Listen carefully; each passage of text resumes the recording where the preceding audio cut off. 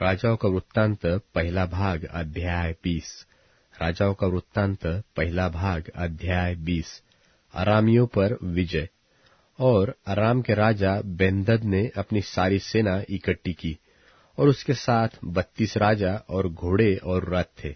उन्हें संग लेकर उसने शोम्रोन पर चढ़ाई की और उसे घेर के उसके विरुद्ध लड़ा।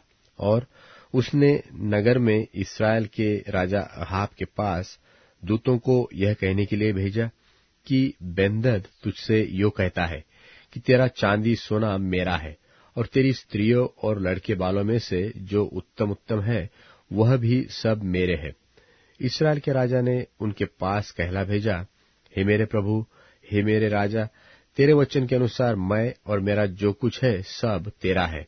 उन्हीं दूतों ने फिर आकर कहा, बेन्हदद तुझसे यो कहता है कि मैंने तेरे पास यह कहला भेजा था कि तुझे अपनी चांदी सोना और स्त्रियां और बालक भी मुझे देने पड़ेंगे, परंतु कल इसी समय मैं अपने कर्मचारियों को तेरे पास भेजूंगा, और वे तेरे और तेरे कर्मचारियों के घरों में ढूंढ ढांड करेंगे, और तेरी जो मनभावनी वस्तुएं निकाले उन्हें वे अपने अपने हाथ में लेकर आएंगे।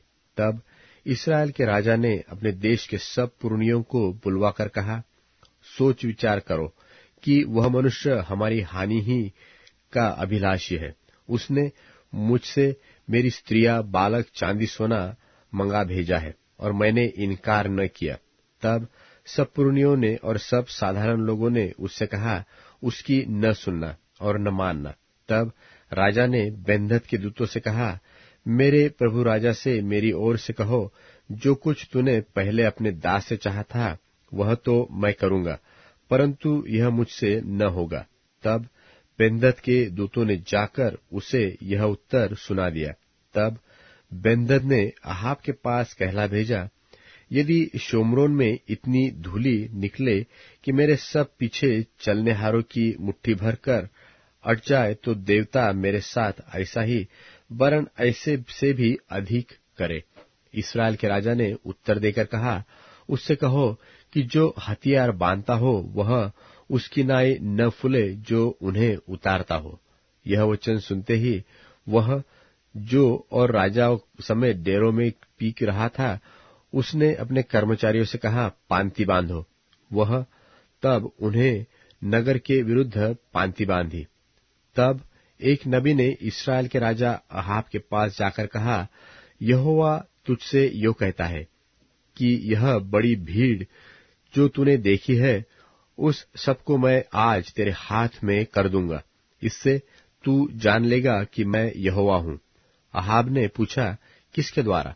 उसने कहा, यहोवा यो कहता है कि प्रदेशों के हाकिमों के सेवकों के द्वारा। फिर उसने पूछा, युद्ध को कौन आरंभ करे? उसने उत्तर दिया, तू ही। तब उसने प्रदेशों के हाकिमों के सेवकों की गिनती ली, और वे 232 निकले। और उनके बाद उसने सब इस्राएली लोगों की गिनती ली, और वे 7,000 निकले। ये दोपहर को निकल गए। उस समय बेन्हदद अपने सहायक 32 राजाओं समेत डेरों में दारू पीकर मतवाला हो रहा था। प्रदेशों के हाकिमों के सेवक पहले निकले।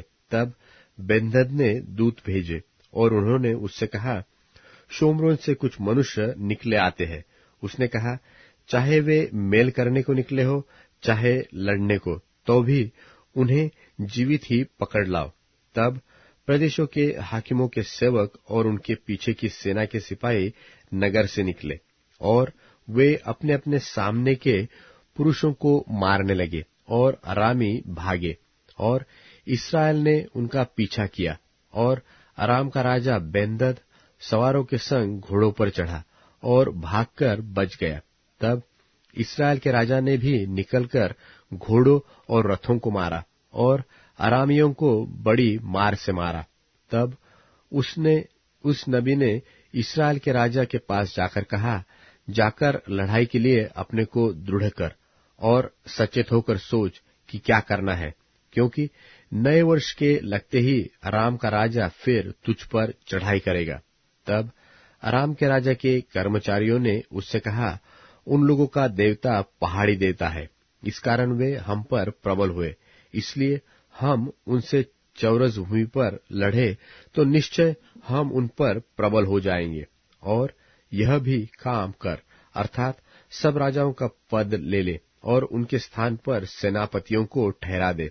फिर एक और सेना जो तेरी उस सेना के बराबर हो जो नष्ट हो गई है, घोड़े के बदले घोड़ा और रथ के बदले रथ अपने लिए गिन ले। तब हम चौरस भूमि पर उनसे लड़े और निश्चय उन पर प्रबल हो जाएंगे। उनकी यह सम्मति मानकर बेन्हदद ने वैसा ही किया। और नए वर्ष के लगते ही बेन्हदद ने अरामियों को इकट्ठा किया और इस्राएल से लड़ने के लिए अपेक को गया। और इस्राएल भी इकट्ठे किए गए और उनके भोजन की तैयारी हुई। तब वे उनका सामना करने को गए और इस्राएली उनके सामने डेरे लगाकर बकरियों के 2 छोटे झुंड से देख पड़े, परंतु अरामियों से देश भर गया। तब परमेश्वर के उसी जन ने इस्राएल के राजा के पास जाकर कहा, यहोवा यो कहता है, अरामियों ने यह कहा है कि यहोवा पहाड़ी देवता है, परंतु नीची भूमि का नहीं। इस कारण मैं उस बड़ी भीड़ को तेरे हाथ में कर दूंगा। तब तुम्हें बोध हो जाएगा कि मैं यहोवा हूं। और वे 7 दिन आमने सामने डेरे डाले पड़े रहे। तब 7वें दिन युद्ध छिड़ गया और एक दिन में इस्राएलियों ने 1,00,000 अरामी प्यादे मार डाले। जो बच गए वह आपेक को भागकर नगर में घुसे और वहां उन बचे हुए लोगों में से 27,000 पुरुष शहरपनाह की दीवाल के गिरने से दबकर मर गए। बेन्हदद भी भाग गया और नगर की एक भीतरी कोठरी में गया। तब उसके कर्मचारियों ने उससे कहा, सुन, हमने तो सुना है कि इस्राएल के घराने का राजा दयालु राजा होते हैं, इसलिए हमें कमर में टाट और सिर पर रस्सियां बांधे हुए इस्राएल के राजा के पास जाने दे, संभव है कि वह तेरा प्राण बचा ले। तब वे कमर में टाट और सिर पर रस्सियां बांधकर इस्राएल के राजा के पास जाकर कहने लगे, तेरा दास बेन्हदद तुझसे कहता है, कृपा करके मुझे जीवित रहने दे। राजा ने उत्तर दिया, क्या वह अब तक जीवित है? वह तो मेरा भाई है। उन लोगों ने उसे शुभ शकुन जानकर फुर्ती से बूझ लेने का यत्न किया कि यह उसके मन की बात है कि नहीं, और कहा, हाँ, तेरा भाई बेन्हदद। राजा ने कहा, जाकर उसको ले आओ। तब बेन्हदद उसके पास निकल आया और उसने उसे अपने रथ पर चढ़ा लिया। तब बेन्हदद ने उससे कहा, जो नगर मेरे पिता ने तेरे पिता से ले लिए थे उनको मैं फेर दूंगा, और जैसे मेरे पिता ने शोम्रोन में अपने लिए सड़कें बनवाई है, वैसे ही तू दमिश्क में सड़कें बनवाना। अहाब ने कहा, मैं इसी वाचा पर तुझे छोड़ देता हूं। तब उसने बेन्हदद से वाचा बांधकर उसे स्वतंत्र कर दिया। इसके बाद नबियों के चेलों में से एक जन ने यहोवा से वचन पाकर अपने संगी से कहा, मुझे मार। जब उस मनुष्य ने उसे मारने से इनकार किया, तब उसने उससे कहा, तूने यहोवा का वचन नहीं माना, इस कारण सुन, जो ही तू मेरे पास से चला जाएगा तो ही सिंह से मार डाला जाएगा। तब जो ही वह उसके पास से चला गया, त्यों ही उसे एक सिंह मिला और उसको मार डाला। फिर उसको दूसरा मनुष्य मिला और उससे भी उसने कहा, मुझे मार, और उसने उसको ऐसा मारा कि वह घायल हुआ। तब वह नबी चला गया और आंखों को पगड़ी से ढांपकर राजा की बाट जोहता हुआ मार्ग पर खड़ा रहा। तब राजा पास होकर जा रहा था। तब उसने उसकी दोहाई देकर कहा कि जब तेरा दास युद्ध क्षेत्र में गया था, तब कोई मनुष्य मेरी ओर मुड़कर किसी मनुष्य को मेरे पास ले आया और मुझसे कहा, इस मनुष्य की चौकसी कर। यदि यह किसी रीति छूट जाए तो उसके प्राण के बदले तुझे अपना प्राण देना होगा, नहीं तो किक्कार भर चांदी देना। इसके बाद तेरा दास इधर उधर काम में फंस गया, फिर वह न मिला। इस्राएल के राजा ने उससे कहा, तेरा ऐसा ही न्याय होगा, तूने आप अपना न्याय किया है।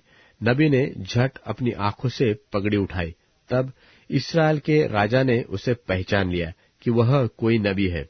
तब उसने राजा से कहा, यहोवा तुझसे यो कहता है, इसलिए कि तूने अपने हाथ से ऐसे एक मनुष्य को जाने दिया, जिससे मैंने सत्यानाश हो जाने को ठहराया था, तुझे उसके प्राण की संगति अपना प्राण और उसकी प्रजा की संगति अपनी प्रजा देनी पड़ेगी।